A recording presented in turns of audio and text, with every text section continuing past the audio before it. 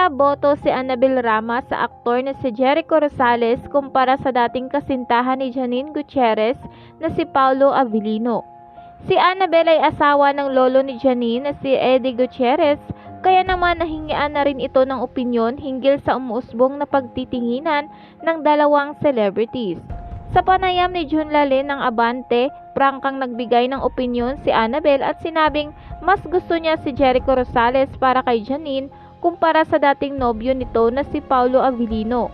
Ito ay dahil mas mature umano si Jericho kumpara sa nauna.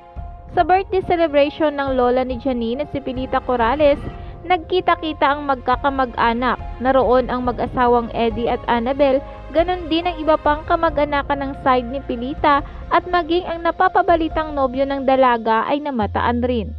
Sa nasabing party, sinabi daw ni Annabel si Janine na bagay sila ni Jericho at buto siya rito, pero sinabi daw sa kanya ng dalaga na nasa ligawan stage pa lamang umano sila ng aktor. Ani ni Annabel, sabi ko kay Janine bagay sila ni Jericho. Sabi niya, naniligaw pa lang. Sabi ko naman, bakit naniligaw pa lang? Magka-holding hands sila ha?